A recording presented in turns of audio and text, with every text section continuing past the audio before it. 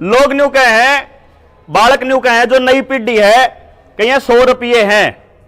लंबी बात बताने की थी लेकिन छोटे रूप में बता दूं। छोटे बालक तो न्यू कहे हैं नए की 100 रुपये हैं, बूढ़े न्यू कहे हैं कि 100 रुपया का नोट है। दोनों बातों में बहुत फर्क हो अगर 100 रुपया का मतलब 100 रुपये हो और 100 रुपये के नोट का मतलब 100 रुपये की पर्ची हो।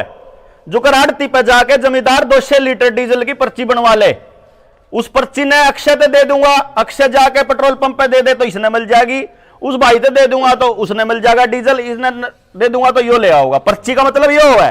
तो यो आपस में देने शुरू कर दिया पर्ची अपन है, और लोगों ने न्यू समझना शुरू कर दिया कि ये 100 रुपये हैं। हमारे जनता सरकार मोर्चा के कुछ साथी हैं जिन्होंने अपनी जिंदगी के 18-20 साल इस रिसर्च में लगा दिए, और सरकार ने न्यू पूछा अगर इसके ऊपर तो न्यू लिख रहा है मैं धारक को 100 रुपए अदा करने का वचन देता हूं, तो आरबीआई ते चिट्ठी लिख के न्यू पूछा ये 100 रुपये के हैं जो तुम देने का वादा कर रहे हो, गवर्नर के साइन हैं। तो जब मैं बैंक में जाके 100 रुपये देने का वादा कर रहे हो तो मैं बैंक में जाके जो रुपये दूंगा, ये दूंगा नोट, तो मैंने 100 रुपये मिलेंगे इसका मतलब तो वो 100 रुपये के है। आपने जान के हैरानी होगी कि सरकार के आधिकारिक दस्तावेज ये कहते हैं, आरटीआई के जरिए पता करा कानून के हिसाब से, कि 1 रुपया बराबर है 777 मिलीग्राम सोना। मारा पैरा के नीचे की जमीन खिसक गई कि आड़े तो जमींदार के जमींदार गायब कर दिए। इस रुपये को अवमूल्यन करने के बाद में कर्जे में आना शुरू होया जमींदार। नु क्या कर दे गांव के लोग कि गाड़ी के पहिए जितना रुपया होगा भाई, और ईब मतलब इतनी इतनी पैदावार होने के बाद भी घर में तो सारे तो सोना चांदी जा लिया और सारी जमीन कर्जे पे जा ली। घर भी कर्जे पे, डांगर भी कर्जे पे, ट्रैक्टर भी कर्जे पे, कार भी कर्जे पे। यो कर्जा कितना आया? ये इस नोट के अंदर जो गड़बड़ी करी ना उसकी वजह से आया। जिसने भी इसकी वैल्यू घटाई, मारे आईपीसी के अंदर प्रावधान है कि आजीवन कारावास होएगी, लेकिन गांव के लोगों ने बेराए को नहीं। हमने इसकी टेस्टिंग करके देखी, उस टेस्टिंग में 6 लाख रुपये गाड़ी का कर्जा था। हमने न्यू कहा कि मेरा 1 रुपया, भारत के नागरिक का 1 रुपया बराबर 777 मिलीग्राम, तो 777 मिलीग्राम का मतलब लगभग पौना ग्राम सोना, शुद्ध सोना। तो उस पौने ग्राम शुद्ध सोना की कीमत आज के हिसाब में अगर जब 50,000 का रेट लावा सोने का, इन 50,000 ये नोट नकली के, इनका हिसाब लावा तो लगभग 3,860 रुपये बने था उस दिन जिदन हमने वो करा। तो हमने सरकार ते बैंक ते चिट्ठी लिख के कहा कि जिन्हें तुम 6 लाख रुपये कहो हो, जो गाड़ी की कीमत धरी है, इस गाड़ी की कीमत में इतना सोना आवे है और मारे इतने सोने के इतने रुपये बना है, उसके हिसाब से यह पकड़ो 1.25 रुपये 6 लाख के लोन की। बैंक के पास जवाब नहीं पाया, कोर्ट में चला गया केस। कोर्ट ने बैंक ते न्यू कहना पड़ा अब क्यों करे इस मामले ने बारे निपटा लो, कोर्ट को अलाउड नहीं है पैसे के ऊपर कोई भी केस लेना। उस दिन समझ में आया कि कोर्ट में केस क्यों नहीं जान दे, और सरकार जो है वह किसान की जमीन नीलाम क्यों कर करे है।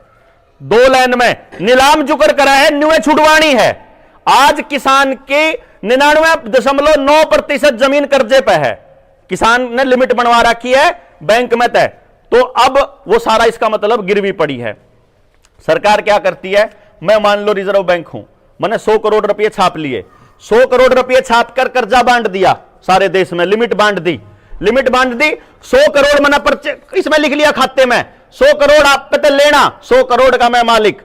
बैंक में चक्रवृद्धि ब्याज लग गया करे, जब आप ब्याज दिया करो उसने फिर कर्जे पर चढ़ा दिया करे, फिर ब्याज दिया करो फिर कर्जे पर चढ़ा दिया करे, इस तरीके तक कर्जे पर चढ़ा दिया करे बैंक।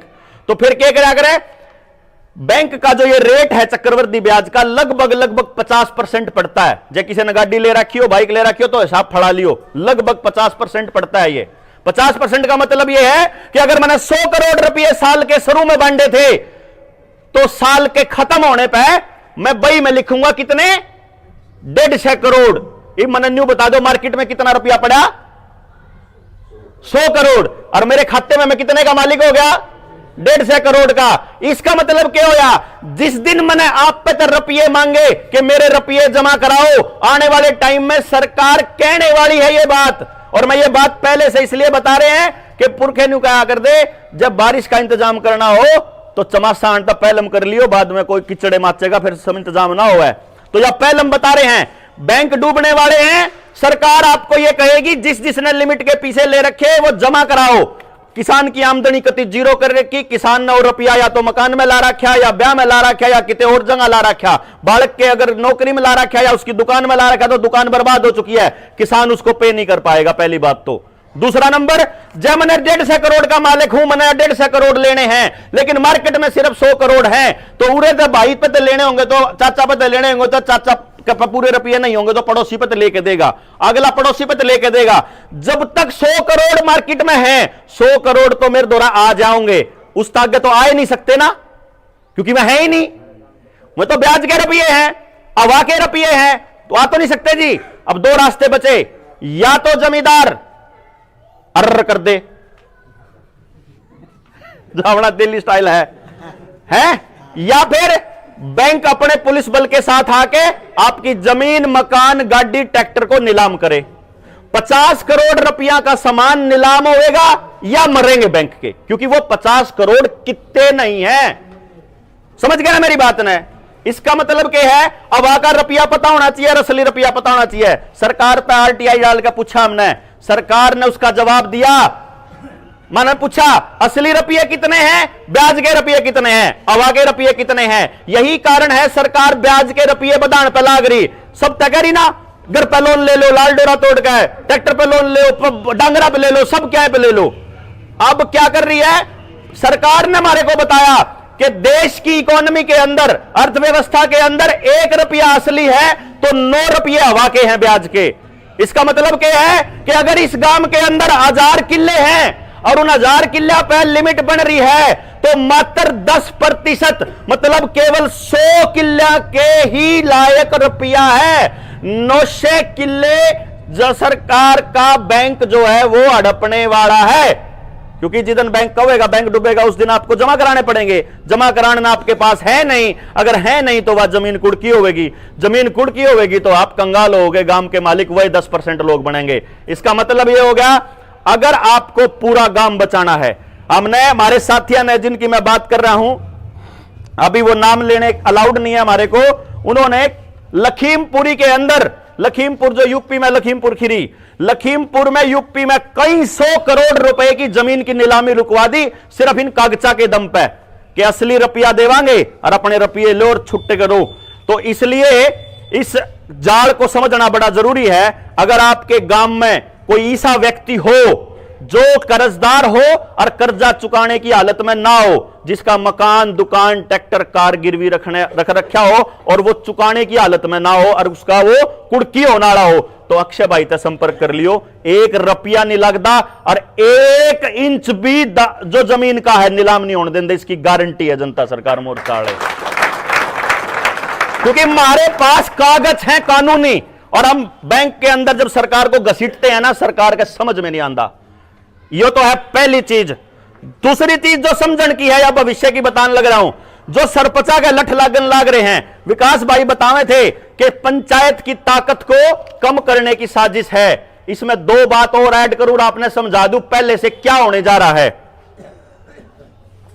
अखबारों के अंदर अब आप आने वाले समय में पढ़ोगे, इजराइल की कंपनी इंडो इजराइल प्रोजेक्ट। अगर आपका गांव बड़ा है तो इस गांव के अंदर क्या है, जोड़ होंगे बड़े बड़े।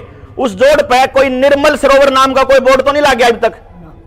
अगर नहीं लग गया है तो पूरे हरियाणा में कितने भी अगर निर्मल सरोवर नाम का बोर्ड लग गया है तो वो इंडो इजराइल प्रोजेक्ट के तहत लग गया है। इंडो इजराइल प्रोजेक्ट के तहत क्या होगा, सरकार ये कहती है कि गांव के लोगों की औकात नहीं है अपना जोड़ संवारण की, इन्हें इकट्ठे नहीं रहते, इसीलिए इनका जोड़ बेकार हो गया, तो अब कंपनी को देना पड़ेगा प्रोजेक्ट। अब वो कंपनी को प्रोजेक्ट सरपंच तो देवे नहीं, अब इजराइल की कंपनी तो प्रोजेक्ट सरपंच क्यों देने लग गया? तो इजराइल आने लग रहा है जो कर 170 देशों के अंदर अंग्रेजों का राज था 1947 से पहले। न्यू कहा कर दे कि इनका सूरज कदे नहीं छिपता, पूरी दुनिया पर राजकरण वो चाले थे, दोबारा पूरी दुनिया पर राजकरण चाले हैं। वो अंग्रेजों के माध्यम से इजरायली चले थे, अब की बार उनको अंग्रेजों की जरूरत नहीं, अब सीधा इजराइल आने लग रहा है आपके देश के अंदर। इजरायली कंपनियां आने लग रही हैं। इंडो इजराइल प्रोजेक्ट के तहत वो क्या कहते हैं कि आपके जोड़ की सफाई हम करांगे, बढ़िया सफाई करांगे, 4 दीवारी सुतरी बनावांगे, बाहर इंटरलॉकिंग वाली टाइल लगाएंगे, सुतरी सुतरी घास लगावांगे, बुढ़ा खातर ओपन जिम बनावांगे, बढ़िया पेडे आवेंगे, ताश खेलन खातर तो हमने धूल में बैठने की जरूरत नहीं, सुतरी जगह आके बैठो, रोज सामने घूमो। तो गांव वाले ने कहेंगे भाई मौज होगी, भाई मौज होगी, अखबारों में छपेगा, बड़ी बड़ी खबर छपेगी, बाकी के गांव भी कहेंगे मारे गांव में भी लाओ, मारे गांव में भी लाओ, मारे गांव में भी लाओ। इस प्रोसेस में साल 2 साल लग जाएंगे और हर गांव में इजरायली कंपनी ई टेंडरिंग के जरिए इजराइल की कंपनी जब एंटर कर जाएगी 50% से ज्यादा गांव में, उस टाइम पे सरकार एक और फरमान जारी करेगी कि जैसे सड़क बनाने वाली कंपनी को ही टोल वसूलने का ठेका दे दिया जाता है कि अपना खर्चा पूरा करने के लिए टोल वसूल लो, कम पूरा प्रोजेक्ट तैयार है, स्क्रिप्ट, और उसके बाद को कहेगी कि अच्छा कोई बात नहीं, आप यहां कमाई कर सकते हो, आप यहां मछली पालन कर सकते हो, झींगा पालन कर सकते हो। 4 साल पहले की स्कीम है दिल्ली के अंदर, बड़े होटल में, 5 स्टार होटल में, मैं क्यों मसूरी करूं होटल की, उस होटल में पूरी षड्यंत्र रचा गया था ये झींगा पालन का कि गांव गांव में झींगा पालन चालू करना है। और नेक्स्ट प्रोजेक्ट क्या है, जब झींगा और मछली पालन हो जाएगा तो वहीं पर उसको खाने के लिए एक रेस्टोरेंट भी बना दिया जाएगा, क्योंकि वो टूरिस्ट प्लेस बन चुका होगा। और वो रेस्टोरेंट जब खाएगा, मछली खाएंगे तो उनको दारू भी पीनी पड़ेगी, तो एक अहाता भी खोल दिया जाएगा। अब दारू पिएंगे तो डांस भी करना होगा, तो डीजे के लिए लाइटें भी लगा दी जाएंगी और बड़ा फ्लोर बना दिया जाएगा और बहुत अच्छा गांव का माहौल बना दिया जाएगा। और जब दारू पी के, मच्छी खा के और चिकन खा के, झींगा खा के, डांस करके जब थक जाएंगे तो उनको ऐशो आराम करने के लिए कमरों की जरूरत पड़ेगी, तो वहां पर छोटा सा एक रेस्ट हाउस भी बना दिया जाएगा ताकि आपके गांव को रंडी खाना बना दिया जाए। यह प्लानिंग चल रही है गेम की, पूरे गांव की कल्चर को न्यून न्यून पलटन का खेल चल रहा है। यो ई टेंडरिंग का मामला नहीं है, सरपंचा की कड़लाण का मामला नहीं है, सरपंचा की पावर घटाने का मामला नहीं है, बाहर की कंपनियों को गांव की एक एक चीज देने का मामला है। जिस टाइम पे आप लोग और आपके बुढ़े वहां बॉर्डर के ऊपर 13 महीने बैठे थे 3 कृषि कानूनों को बचाने के लिए, वापस करवाने के लिए, उस टाइम पे पीछे तय सरपंचा की मदद से और स्कूल के मास्टरा की मदद से आपके स्कूल की जमीन, आपकी शामलात की जमीन, आपके जोड़ की जमीन, आपकी बणी की जमीन और आपकी सड़क और आपकी पंचायत घर और जितने भी सचिवालय, जितनी सरकारी और पंचायती जमीन थी, सरकारी नहीं सॉरी सामूहिक और पंचायती जमीन थी, वह सरकार ने अपने नाम कर ली। यू लाल डोरा तोड़न का खेल इस पंचायती जमीन को और गांव की जमीन को अपने नामकरण का था। आने वाले टाइम में एक एक किसान को कर्जा मुक्त भी करना है, अपने बालका की पढ़ाई रोजगार का इंतजाम गांव में करना है, गांव का कल्चर भी बचाना है, जमीन के साथ जोड़ के सारी चीजें अपनी अगली पीढ़ी को गांव छोड़कर जाने से रोकना है। नहीं तो आपके बच्चे आपको खुद कहेंगे, जिस मिट्टी को आप मां कहा करते थे वो बच्चे कहेंगे अगर 1 किला बेच के मैंने विदेश में भेज देना है या पेंडा चटाना, अगर गांव बचाना है तो गांव में इकट्ठा होना ही पड़ेगा। ये जो शहीदी दिवस के ऊपर यहां आने का जो सपना है, जो इन लोगों को जोड़ने का जो सपना, वो यही है कि बता दें। और हमने एक चीज निर्णय लिया है, जिस दिन इस देश के अंदर 1 लाख लोग इस रुपये के खेल को समझने वाले हो जाएंगे, रुपये को समझने वाले, ये जितने युवा हैं जिन्हें समझना हो बता दियो भाई, फोन नंबर अक्षय पे है मेरा, बता उस पर मैसेज करके आप पूछ लियो कि वह रुपये वाली किताब दे दो, हमने रुपये का इतिहास बोल भी देता हूं वीडियो के लिए 95 18 17 0000। इस वीडियो पे, इस मैसेज पे व्हाट्सएप पे करके मेरे पे रुपये के इतिहास वाली किताब मांग लियो तो आपको पता चलेगा कि भारत को सोने की चिड़िया क्यों कहते थे। जो इंग्लैंड का जो रुपया चला करता और भारत जब आजाद हुआ और भारत को यह कहा कि अब तुम अपना रुपया चला लो, तो इंग्लैंड वाले अपना रुपया ले गए, लेकिन अपने रुपये की गेला एक चीज और ले गए, जो बुड्ढे कहा कर दे कि सरकार जितना रुपया छाप्या करे उसके बराबर में सोना दर लिया करे, है ना, बड़ान बालकन कौन बेरा या बात बड़ान बेरा, वो कितना रुपया दर लिया करे, वो रुपया 1 रुपये के बराबर 777 मिलीग्राम सोना था। और जो करेंसी उस देश के अंदर 34 करोड़ जनसंख्या थी उस टाइम पे, जब इस देश से अंग्रेज बाहर गए थे 43 करोड़ किलो शुद्ध सोना लेकर गए थे अड़त। और 2014 की मई में जब प्रधानमंत्री बना था नरेंद्र मोदी, तो अगस्त के अंदर, सितंबर के अंदर 200 टन सोना फिर गया था इंग्लैंड। और 2019 में प्रधानमंत्री बना था, 200 टन उसके बाद गया था, और हमने बेरा ही को नहीं। और वो लिखते क्या है, आप पढ़ लियो, गूगल के ऊपर सर्च कर लियो, खबरें हैं कि सुरक्षा कारणों से बैंक ऑफ इंग्लैंड के अंदर भेज दिया गया। ये देश लुटन लाग रहा, ब्याज के रुपये के बराबर में हमारी जमीन, हमारा सोना, हमारा लोहा, सब हमारे मेटल, सब कुछ कर्जा दरन लाग रहा। अगर इसको बचाना है, गाम राम ने इकट्ठा होना ही पड़ेगा, और एक बार तो करना ही पड़ेगा। डर। जय हिंद, जय भारत।